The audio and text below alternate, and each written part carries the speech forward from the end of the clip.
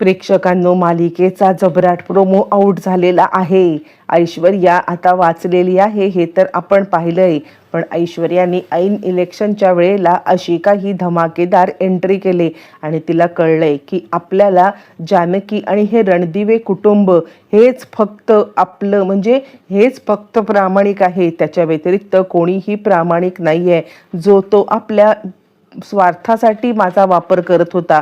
Even Sayajirao सुद्धा, कारण तिला ज्या वेळेला ती मेले हे सत्य समजले तेव्हा इलेक्शनच्या दृष्टीने सयाजीराव खूप मोठा कांड रचणार आहेत आणि ती गायब झाले याचं पण राजकारण करणार तिला शोधण्याच्या ऐवजी. त्याच वेळेला परत येत तिने आता सगळ्यांचा कच्चा चिठ्ठा खोलत जानकीचा जीव वाचवलाय. जानकीवरचा हा आरोप खोटा आहे हे सिद्ध केलंय. प्रेक्षकांनो, नक्की आता काय घडलंय, ती परत आल्यावरती पुढे सगळं काय झालंय, किंवा ऐश्वर्याला सारंगने कसं काय परत आणलंय, सारंग कसं काय तिथपर्यंत पोहोचला आणि इथून मालिका टर्न होत जानकीच्या बाजूने कशी काय आलेली आहे हे पाहूया. आता आपण तर पाहिलंय की ऐश्वर्या घरी आलेली नाहीये, त्यामुळे दोघं जण आई वडील खूपच चिंतेत आहेत. कावेरीबाई सांगतायत, कुठे आहे माझी मुलगी, कुठे आहे माझी मुलगी, माझ्या मुलीसाठी माझा जीव तुटतोय, मला खरंच कळत नाहीये, तुम्ही काहीही करा आणि तिला घेऊन या. असं म्हटल्यावरती सयाजीराव म्हणतात, काहीच कळायला मार्ग नाहीये. आता इकडे मायाने डाव रचलाय की सयाजीरावांच्या खांद्यावरती बंदूक ठेवायची आणि अख्ख्या रणदिव्यांना उद्ध्वस्त करायचं, जानकीपासून सगळ्यांना. आणि त्यासाठी तिने आता सयाजीरावांची भेट घ्यायचं ठरवलंय आणि त्यांना जानकीने खून केलाय हे आडून आणून सांगायचं सुद्धा ठरवलंय. एका वेगळ्याच प्रकारे तिने हे सगळं करण्याचा प्रयत्न करणार आहे. बरं, आता कावेरी आणि सयाजीराव यांना काही माहीत नाहीये. त्याच वेळेला ऐश्वर्या मात्र आता जिवंत आहे आणि ऐश्वर्या या सगळ्यामध्ये विचार करते नाही. आत्ता पहिल्यांदा मी आयुष्यात इतका मोठा धोका खाल्लाय. मी प्रत्येक वेळेला जानकीला धोका द्यायला गेले तेव्हा माझाच गेम झालाय. या पण प्रत्येक वेळेला मी आता या वेळेला असं होऊ देणार नाहीये. मी रणदिव्यांची मदत करणार, मी परत जाऊन सगळ्यांचा कच्चा चिठ्ठा खोलणार. प्रेक्षकांनो, बरेच दिवस ज्या वेळेला ऐश्वर्या परत येत नाहीये त्यावेळेला सयाजीरावांना एक युक्ती सुचली. आपल्या मुलीला शोधायचं तर बाहेर बाजूला राहिलं, पण आपल्या इलेक्शनच्या दृष्टीने आता इकडे आपण ह्याचा वापर करू शकतो, म्हणजे ऋषिकेशच्या विरोधात, की त्यांनीच माझ्या मुलीला गायब केली, ऋषिकेशनेच हे सगळं केलंय, असं आता आपण त्यांच्या समोर आणू शकतो. याच कारणासाठी सयाजीराव कॅम्पेन राबवत आहेत आणि त्यांनी पोलीस कंप्लेंट सुद्धा आता केलेली आहे की माझी मुलगी यांनी गायब केले, जेणेकरून इलेक्शनच्या दृष्टीने त्यांना आता फायदा मिळावा. हा त्यांचा एकमेव हेतू आहे. म्हणजे आपली मुलगी सापडण्यापेक्षा आता इकडे इलेक्शन जिंकणं हे त्या माणसासाठी जास्त महत्त्वाचं आहे. बरं, हे सगळं चालू असताना मग आता इकडे एके दिवशी आलेली आहे माया आणि माया आता इकडे कावेरीला सांगत आहे की मी तुम्हाला जी गोष्ट सांगेन ना ती गोष्ट महाभयंकर आहे. आणि त्याच वेळेला सयाजीराव नुकतेच कंप्लेंट नोंदवून आलेले आहेत आणि सयाजीराव सांगतायत की हे कंप्लेंट तर नोंदवा, माझ्या लेकीची तर शोध घ्याच, पण तुम्ही ऋषिकेश कसा जिंकणार नाही याच्यात त्याची जास्त खबरदारी घ्याल असं मला वाटतंय, असं ते म्हणतायत. इकडे माया आले आणि माया आता कावेरीला सांगते, हे बघा, तुमच्या मुलीचा तुम्ही शोध घेताय हे मला माहिती आहे, पण मी तुम्हाला एक सत्य सांगू का, तुमची मुलगी ही गायब नाहीये, तुमच्या मुलीला मारण्यात आलंय. त्यावरती सयाजीराव म्हणतात, काय बोलतेस, आणि ते बंदूक काढतात, खूपच चिडतात. यावरती माया म्हणते, माझ्यावरती बंदूक रोखून काही होणार नाहीये, मी तुमच्या मुलीच्या बाबतीत कोणतीही गोष्ट केलेली नाहीये, मी तुमच्या मुलीला संपवण्याचा प्रयत्न सुद्धा केलेला नाहीये. सयाजीराव म्हणतात, जे काही आहे ते उघड बोल, जर का मला आता फितवण्याचा प्रयत्न केलास तर खबरदार, खरं खरं काय आहे ते मला कळलंच पाहिजे, तूच आहेस याच्या मागे, तूच माझ्या मुलीला घेऊन गेलीस. यावरती ती म्हणते, नाही काका, अहो जो प्रकार घडला तो मी तुम्हाला सांगते. मुळातच आम्ही नाटक करत होतो, मी आणि ऐश्वर्या नाटक करत होतो. आम्ही खोटी बंदूक जानकीच्या इकडे टाकली होती, पण तुम्हाला माहिती आहे का, ती जानकी येतानाच खरी बंदूक घेऊन आली होती आणि खरी बंदूक घेऊन आल्या कारणाने मग मला काहीच करता आलं नाहीये. आणि अशाच पद्धतीने जानकीने गोळी चालवली आणि तिला मारलं. मी शपथ घेऊन सांगते आहे, खरंच तिने हे सगळं केलेलं आहे. आणि आता जर का तुम्ही ह्या सगळ्याचा खुलासा केलात ना, जानकी काही प्रोफेशनल नाही आहे, चोर किंवा अट्टल गुन्हेगार नाही आहे, ती कबूल करून टाकेल की तिनेच गुन्हा केलाय. सयाजीराव चिडतात आणि आता त्यांना राग आलाय. कुठेतरी मुलीच्या जाण्याचं दुःख आहे, पण कुठेतरी राजकारणामधला स्वार्थी हेतू सुद्धा त्यांच्या मनात आहे की याच्यामध्ये आपल्याला वापर होऊ शकतो राजकारणातल्या या स्वार्थी हेतूसाठी, की ऋषिकेशला हरवण्यासाठी. आणि त्याच्या बायकोने हे सगळं केलंय, त्यात ऋषिकेशची साथ होती यासाठी. मग काय, मग ते कावेरीबाईंना सांगतात चला चला तुमच्या मुलीला न्याय मिळवून द्यायचा. आणि त्याला माहिती आहे की आपण आरडाओरडा करून काही होणार नाहीये. कावेरी जर का आपल्या बाजूने झाली तर मात्र नक्कीच आपल्या या आरडाओरड्याला वजन पडणार आहे. आणि तो आता कावेरीला सांगतोय चला मी तुम्हाला म्हटलं ना. कावेरी सांगते अहो ऐका, तुम्ही असं काय करताय, शहानिशा करून घेतल्याशिवाय मायावरती कसा विश्वास ठेवायचा. आपल्याला ऐश्वर्याची बॉडी कुठे सापडले. ते म्हणतात ती सापडेल तेव्हा सापडेल, ती तर शोधूच आपण. ती म्हणते अहो पहिली ती शोधूया ना. तुम्ही कुठल्या डोक्याने चालताय, कुणाचं म्हणणं ऐकताय.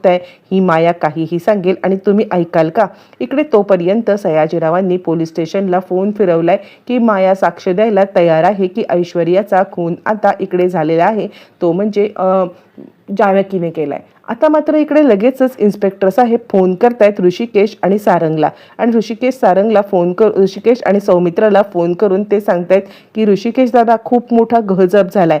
सयाजीरावांचा आम्हाला कॉल आला होता की तुमच्या बायकोच्या हातून ऐश्वर्याचा खून झालेला आहे असं आम्हाला सांगण्यात आलेलं आहे. असं म्हटल्यावरती तो म्हणतो काय बोलताय तुम्ही, तुमचा काहीतरी गैरसमज झालाय. यावरती तो सांगतो नाही, ते माया नावाच्या कोणत्या तरी मुलीने हे सगळं पाहिलंय.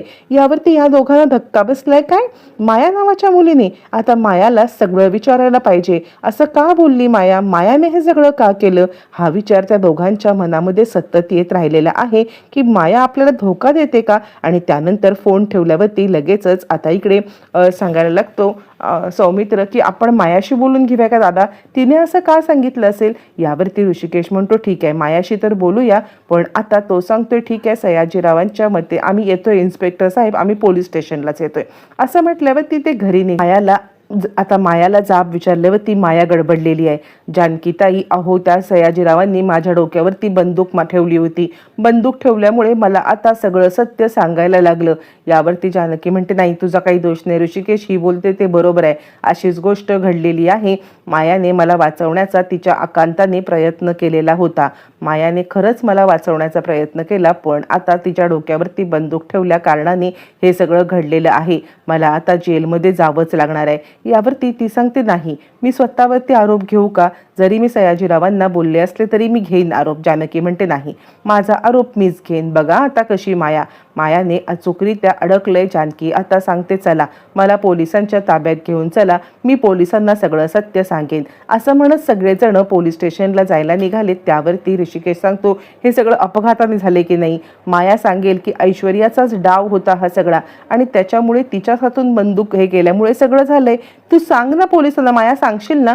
माया म्हणते हो हो मी सांगेन. असं म्हणत आता इकडे सगळे इन्स्पेक्टर यांच्या इकडे आलेले आहेत. म्हणजे सगळेच जण आता इकडे येतात आणि सयाजीराव चिडलेत. ते चिडून आता बंदूक घेऊन आले आणि सगळेच जण पोलीस स्टेशनला पोहोचलेत. पोलीस स्टेशनला पोहोचल्यावरती ऋषिकेश पोलिसांना समजावून सांगतोय हे बघा इन्स्पेक्टर साहेब सगळा गोंधळ झालाय, जानकीने हे मुद्दाम केलेलं नाहीये, तिच्याकडून हे चुकून घडलंय, हा ऐश्वर्याचा डाव होता आणि हे सगळं सांगण्यासाठी माया आता येत आहे. पण काय गहजब, तिकडे सयाजीरावांची धमाकेदार एंट्री झाली आणि सयाजीराव आलेत तेच हातात गन घेऊन आणि त्यांनी आता मोठाच गहजब केलाय आणि ते सांगतात जानकी मी तुला सोडणार नाही, तू माझ्या ऐश्वर्याला संपवलंस. त्यावरती ती सांगते सयाजी काका ऐका हे सगळं चुकून झाले, मी तुम्हाला सगळा घडला प्रकार सांगते, ऐका सयाजी काका. इकडे आता नाना सांगते सया थांब, असं करू नकोस. यावरती सया म्हणतो तो अधिकार ठेवलास तू नान्या, माझ्या मुलीला संपवण्यापर्यंत राजकारणासाठी तुमची मजल गेली, राजकारण करताय का हे. यावरती मग आता कावेरी पण चिडते जानकी का केलंस हे असं. आणि त्याच वेळेला तिला हॉस्पिटलमध्ये पोहोचवलं असतंस तर कदाचित ती वाचली पण असती ना. यावरती सया म्हणतो नाही यांना वाचवायचीच नव्हती, यांना तिकडेच न्यायची होती, आता तुम्ही गेलात. असं म्हणत त्यांनी आता वार करायला घेतल्यावरती इकडे आता एंट्री झाले ऐश्वर्याची. सारंग ऐश्वर्याला घेऊन आलाय. थांबा. आज ऐश्वर्याला समोर बघितल्यावरती सगळ्यांचेच धाबे दणाणलेले आहेत.